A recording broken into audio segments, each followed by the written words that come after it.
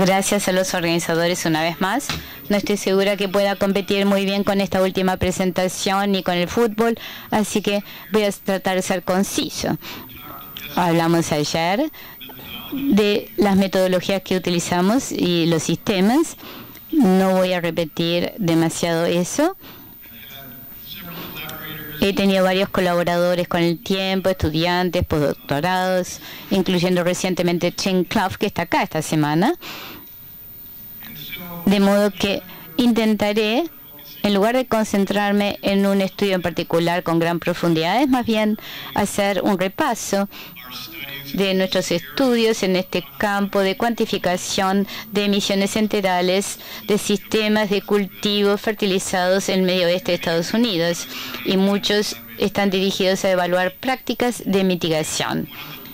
Y una de las lecciones más importantes aquí ha sido la gran dificultad para mitigar las emisiones enterales utilizando las prácticas estándar disponibles, de modo que referiré algunas limitaciones biofísicas al respecto y quizá algunas direcciones para avanzar en relación a este problema.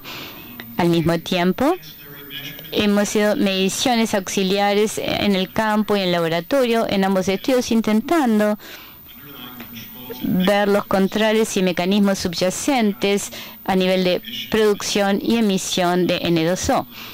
Referiremos a algunos de estos estudios también. Y finalmente tocaremos el tema de emisiones indirectas, que creo que fue mencionado brevemente ayer por la tarde, que es otro reto de por sí mismo. Aquí lo que mencionamos como el cinturón de maíz en Estados Unidos, acá se ve unidades de peso por condado, 29.000 bushels en verde, Minnesota. Para quienes no están familiarizados, está cerca de Canadá. Y acá tenemos el 45 para el norte, que atraviesa prácticamente mi oficina en St. Paul, Minnesota. Verán como la mitad del estado se usa para producción de maíz y la mayor parte rotando con soja. Si bien la mitad del estado no se usa para producción de maíz, Minnesota es casi el cuarto en cuanto a producción total de maíz en este cinturón de maíz.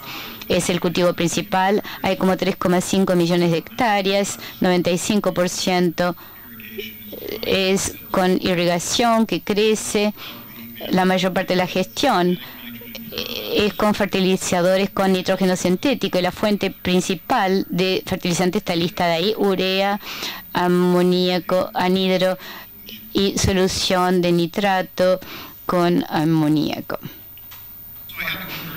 Entonces tengo que convertir estos valores de Fahrenheit a Celsius. Bueno, parece más frío cuando se hace eso. De hecho, se trata de una estación de crecimiento muy buena, pero hay un gradiente de temperatura muy importante de norte a sur. También un gradiente importante en cuanto a precipitaciones anuales del noreste al sureste. Y una diversidad de materiales parentales influidos por la actividad glaciar, así que hay cierta diversidad en tipos de suelo, características de drenaje, textura, pH, para tener en cuenta y comparar en todo el estado. Aquí tenemos una lista bastante actualizada de algunos artículos publicados en el tiempo. Quizá hay como 30 comparaciones de prácticas de gestión alternativa, además de las prácticas de manejo de nitrógeno, colocación del suelo, laboreo, tasa y algunos aspectos de las prácticas generales de laboreo, rotación, algo de irrigación y gestión de residuos. Voy a concentrarme fundamentalmente en la parte superior del cuadro de gestión de nitrógeno.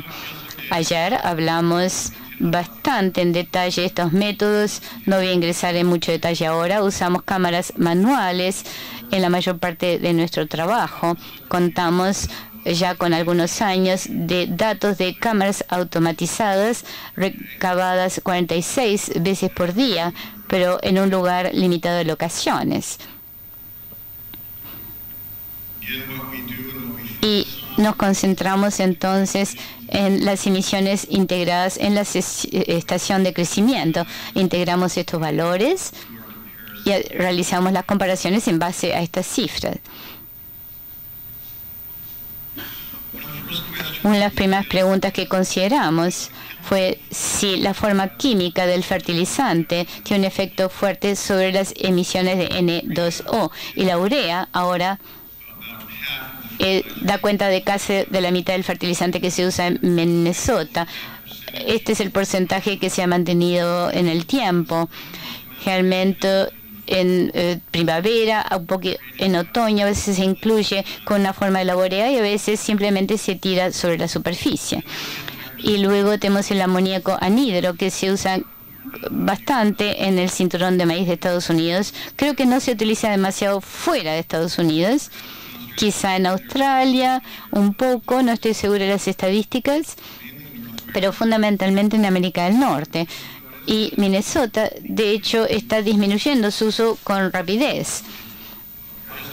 Hace algunos años era 50% y urea el otro 50%. Hay temas de seguridad con el anhidro. La relación costo-efectiva sigue manteniéndose. Y hay algunos problemas vinculados también con su uso en la producción de drogas ilegales, de modo que los proveedores están guardando menos amoníaco anhidro. Bueno, esta es la aplicación del otoño, que es la forma más habitual de fertilización aplicada en otoño. Hemos hecho estudios en varios años y sitios en condiciones diversas de laboreo, de rotación, profundidad de aplicación, encontrando una relación muy congruente. Se observan más emisiones de N2O cuando se compara amoníaco anhidro con urea. Estas comparaciones se confundían un poco porque la forma como se aplica físicamente es bien diferente. El amoníaco anhidro es un gas presurizado, de modo que prácticamente se inyecta todo el tiempo en forma concentrada en la superficie. La urea a veces se tira nomás. Entonces también se confunde la forma de colocación con la fuente química. La urea también puede tener beneficios en cuanto a la eficiencia de uso de nitrógeno. Puede disminuir las pérdidas de otros gases, como por ejemplo gas amoníaco, y también disminuir las pérdidas por lixiviación de nitrato. También crea condiciones bastante extremas en el suelo en cuanto a la química, y esto tiene efectos bioquímicos que referiremos, incluyendo la solubilización de materia orgánica y con efectos inhibitorios en las bacterias nitrificantes. Y Tim mencionó esto en su charla ayer. De modo que hemos hecho comparaciones de la colocación con urea solamente en más de un año, encontrando emisiones entéricas siempre con la forma banded y no la de broadcast, la de que se tira nomás, cuando la tasa de aplicación está en un rango por encima de 100 kilos hectárea que se utiliza para maíz. Allá son tasas mayores. Si son menores, a veces se usa para otros cultivos. En el sur de Canadá, por ejemplo, este efecto no se observa. Al mismo tiempo, medimos nitrógeno inorgánico en suelo, viendo una relación fuerte con la acumulación de nitrito en un grado similar con las diferencias de emisiones N2O. La hipótesis entonces es que estos efectos químicos y bioquímicos se deben al aumento del pH que se ve en la hidrólisis de la urea que promueve la formación de amoníaco NH3, que tiene efectos inhibitorios más pronunciados sobre la oxidación de nitritos, que lleva a la acumulación del nitrito, que es muy reactivo a nivel químico y biológico para formar N2O, incluso en condiciones bastante aeróbicas. Another aspect of nitrogen placement is depth. The findings on this have been very inconsistent. We've looked at it for depth of anhydrous ammonia application, sometimes seeing an effect, other times no effect. We have seen in our no-tillage comparisons that when the nitrogen is placed below the surface, we see reduced N2O emissions compared to the conventional tilled system. So we first observed this at a site in Minnesota, and then there was a global meta-analysis done a few years ago that found this to be a significant effect. Que había un efecto significativo cuando el nitrógeno estaba por debajo de los 5 centímetros y había un número significativamente en la siembra directa que con la siembra tradicional, y los resultados han sido bastante incongruentes, y parte de eso pienso que ha sido debido a la manera que se maneja el nitrógeno en estos sistemas. Otra estrategia que se ha analizado, por lo menos en la investigación, todavía estos productos no se utilizan mucho comercialmente, pero son los fertilizadores de eficiencia mejorada. Unos son los productos con urea recubierta, algunos con recubiertas de polímero, que le forma como una película que enlentece la liberación de la urea en la época, en la estación donde la planta crece, como para poder ajustarse a las demandas que tiene la planta. Lo que nosotros hemos encontrado con estos productos son efectos bastante inconsistentes, particularmente en sistemas que dependen de la lluvia, donde hemos visto muy poca o ninguna reducción de las emisiones. Sin embargo, en los sistemas irrigados en la parte del oeste del cinturón del maíz, los resultados han sido más consistentes y se han visto reducciones bastante importantes de las emisiones de N2O. Entonces, uno de los problemas aquí es la posibilidad de que haya mucha producción de N2O y que se libere más adelante, porque responden a la temperatura, responden a la humedad, y tal vez no está asociado con lo que necesita el cultivo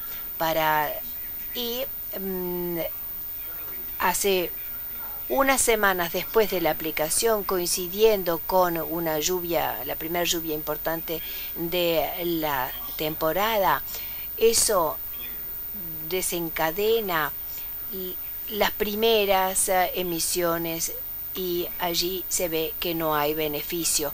Eso también coincide con un gran aumento de nitratos en el suelo, de manera que se liberó el nitrógeno y se nitrificó muy rápidamente para formar N2O. Se hidrolizó y formó N2O.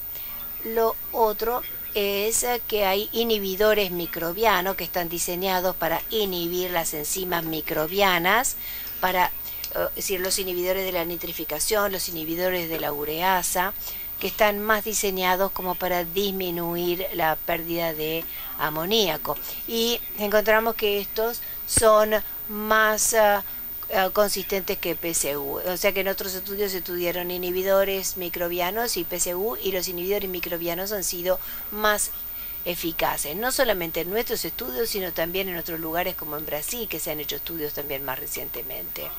El problema que tienen los inhibidores que están disponibles actualmente es que no son demasiado estables en el suelo cuando se administran. Entonces, o se administran por separado como un producto líquido aparte, o con más frecuencia pueden ser aplicados en conjunto con el fertilizador, algunas veces incorporado en los gránulos de urea en sí. Pero encontramos que con la temperatura, al aumentar la temperatura, de la duración de la efectividad puede estar en el orden de días o un par de semanas. En términos del uso real, los inhibidores se utilizan fundamentalmente con la aplicación del amoníaco anhidro del otoño. Eso lo recomiendan las universidades. Se utiliza, la mitad de los productores que lo hacen utilizan algún inhibidor de la nitrificación. Ahora, la efectividad de ese inhibidor más adelante, unos meses después, en la época en que crece la planta, probablemente no sea demasiado efectivo. Tal vez ayude a minimizar el lixiviado de los nitratos al principio de la primavera. También hay algunas consecuencias no buscadas o no esperadas, incluyendo la tendencia a aumentar las emisiones del gas amonio. O sea que si se utilizan solos, permiten que el amonio persista durante más tiempo y eso podría dar lugar a pérdidas de amonio más adelante. Otro aspecto crítico del manejo es el momento en que se aplica. Esta gráfica muestra la demanda típica de la cosecha de maíz durante la temporada de crecimiento. Es muy baja al principio de la temporada, pero luego aumenta rápidamente unas pocas semanas después. Sin embargo, la mayoría de los productores, y esto se basa en una encuesta bastante reciente, están aplicando el nitrógeno, todo el nitrógeno, bastante temprano en la época de crecimiento. Estas son las estadísticas de Minnesota. Y como yo les decía, hay mucha gente que lo aplica en otros lados, que lo aplica en otros momentos. O sea que hay una desconexión entre la disponibilidad del nitrógeno en el suelo y la demanda de la cosecha. Entonces, si nosotros pudiéramos mejorar esa sincronía entre la disponibilidad del nitrógeno y su demanda, podríamos reducir las pérdidas, podríamos reducir las emisiones de N2O. Pero les tengo malas noticias.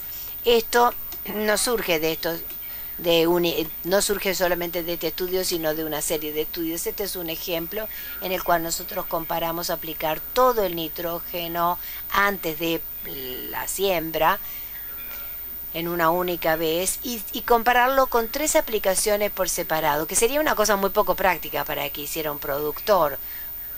Pero lo que hicimos es hacer como una comparación extrema y replicamos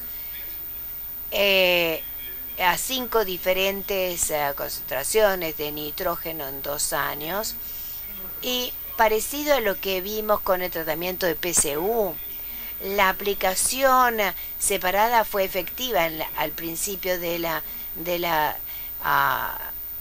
temporada de crecimiento, pero después de la tercera aplicación volvemos a ver que se anulan los beneficios que se habían observado al principio de la temporada. Entonces, aquí la aplicación dividida, de hecho, dio más pérdidas de N2O que una única aplicación al principio. Y tuvimos mala suerte con la coordinación de la aplicación y las lluvias, que algunas veces, por supuesto, que no se pueden controlar. Esta es una lista de otros estudios, no está totalmente actualizada, pero esos son estudios en los que al retardar la oportunidad o al dividir las aplicaciones no se logró reducir las emisiones de N2O, o si lo hizo fue en muy pocos casos o en una sola de las concentraciones que se estudió. Entonces, esto destaca la dificultad biofísica en reducir las pérdidas de NO2. Estos procesos de producción de N2O en el suelo responden muy rápidamente a la disponibilidad de nitrógeno en el suelo, aun si está el cultivo. Entonces, el tiempo de respuesta para estos procesos aparentemente es más rápido que la capacidad de la cosecha, del cultivo, de capturar ese nitrógeno. Entonces, las condiciones en el momento de la aplicación son fundamentales y pueden incidir mucho en las pérdidas que se den en toda la temporada y pueden contrarrestar parcial o totalmente todas las ventajas, anulándolas. Entonces, nuestra posibilidad de utilizar los inhibidores y otros eventos es muy importante en estos sistemas. Podemos usar la gestión de el nitrógeno para reducir N2O. Bueno, ha habido los abordajes únicos, simplemente cambiando el momento, cambiando el inhibidor o cambiando algunas únicas cosas. Eso no va a ser muy confiable para la mitigación. Así que, entonces tenemos que pensar en utilizar otros aspectos del manejo para mejorar la eficiencia de los cultivos, para producir la misma cantidad de cultivo, de cosecha, pero con menos aporte de nitrógeno. Entonces, lo único confiable que nosotros podemos hacer para reducir las emisiones de N2O es reducir el nitrógeno que le ponemos al campo, pero tenemos que hacerlo sin que baje el rendimiento. Entonces, de hecho, hay unos pocos estudios, y tal vez sea sorprendente, pero muy pocos estudios han examinado estas combinaciones de tratamiento, de sumar una serie de prácticas, porque la mayoría han estudiado o los inhibidores o el momento de aplicación o diferentes factores, pero entonces es difícil algunas veces ver cuál es el factor que incide. Hay algunos estudios que se han hecho, este es uno de los nuestros más recientes, que nosotros estudiamos 5 tratamientos, 3 tenían un 100% de la tasa de nitrógeno recomendado para ese sistema. Uno con una aplicación previo a la siembra, 2 divididos, 2 con urea convencional y otro urea más inhibidores de duales, con inhibidor de ureasa y de nitrificación. Y se logró, queríamos tratar de mantener el rendimiento. Entonces, 2 utilizaban urea, 2 urea más inhibidores duales. Fíjense ustedes que la oportunidad en que se administraba y la fuente diferían, y se vio que con alguna estrategia había una disminución de N2O, pero tampoco no era muy grande, pero fue significativo y sin reducción del rendimiento. Vamos a hablar ahora un poco de los controles y los mecanismos. Tim habló ayer de los controles de N2O en términos de la disponibilidad de oxígeno y de la métrica que se han utilizado durante muchos años. Tim mostró algunos resultados indicando que esto tal vez no sería la mejor manera de medir para ver los controles de difusión. La mayoría de las veces se piensa que si está por debajo de 60%, 50%, el N2O, al menos del que deriva de la desnitrificación, va a ser mínimo. En esta gráfica ustedes ven aquí que por debajo de 40% de cuando están sumergidos en agua, ven ustedes la aplicación de los productos, ve que se reduce las emisiones. También podemos disminuir la disponibilidad de oxígeno. Aquí a 40 centímetros ven los niveles del oxígeno, pero la concentración de N2O es 20 veces la ambiente. Pienso que queda claro que N2O se produce fundamentalmente en condiciones aeróbicas. Por supuesto que siempre está la posibilidad de que haya microcitos aeróbicos que estén en el suelo y que algunas veces totalmente anóxicos, pero es muy improbable bajo estas condiciones que ese sea el esquema dominante. Otro hallazgo consistente y del que también habló Tim ayer es que el flujo de N2O está altamente correlacionado con los nitritos del suelo y más todavía con los nitratos del suelo. Este es un estudio de campo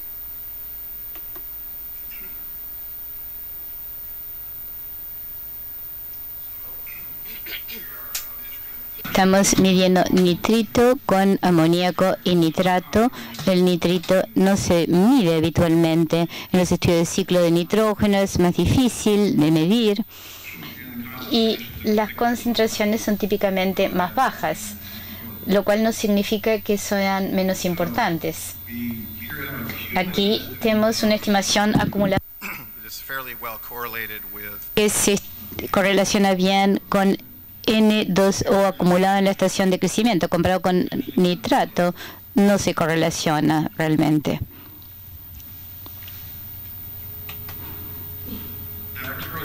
Los estudios de laboratorio realizados intentan mantener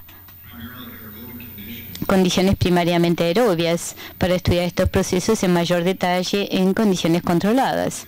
En este estudiamos 8 suelos del estado con diferentes propiedades en materia orgánica, textura, pH, y luego estudiamos las respuestas químicas y microbianas a 5 tasas diferentes de urea. Por ejemplo, acá tenemos un porcentaje de urea y acá se mide no solo el sustrato químico, pero también las copias de genes y la abundancia de genes nitrificantes que codifican oxidación de amoníaco y oxidación de nitrito y nitrato. En este estudio, y muestro los mismos datos que ayer mostró Tim, para reforzar un poco las cosas, se ve una fuerte correlación en todos estos suelos, a pesar de la diversidad de sus propiedades, con diferentes tasas de urea, una fuerte correlación con nitratos, una más débil con nitrato. El estudio anterior estudió urea y orina. Este es un estudio que hice cuando visitaba a Tim en Nueva Zelanda hace 3 años aproximadamente. Se trata de una correlación muy fuerte, sea cual sea la forma de nitrógeno. De modo que tiene sentido biológico. Sabemos que el nitrito es un sustrato esencial para reacciones bioquímicas y biológicas. Creo que Laura va a hablar de estas vías en más detalle. La dinitrificación es realizado por las bacterias que oxidan amoníaco, que reduce el nitrato a N2O. La quimiodenitrificación es una mayor clase de procesos. Tiene que ver con las consideraciones metálicas del suelo y estamos aprendiendo aún sobre los mecanismos subyacentes.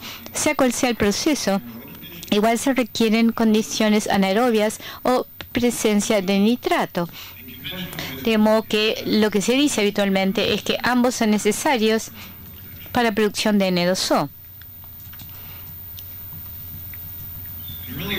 En un estudio anterior consideró la respuesta a variación de la concentración de oxígeno en el espacio superior del microcosmo del suelo. Y hay una diferencia clara aquí cuando hay nitrito disponible en el suelo con 2 diferentes niveles de humedad. Lo que se ve es N2O significativo en el extremo en condiciones ambientes y luego un aumento gradual al disminuir la disponibilidad de oxígeno. Y esto es consistente con estudios de cultivos puros que han estudiado la producción de estas bacterias productoras de amoníaco. Por otro lado, si no hay nitrito presente, todo el nitrógeno es nitrato, ven una respuesta bien diferente. La dinitrificación heterotrófica solo comienza a ocurrir por debajo de 5 o menos %.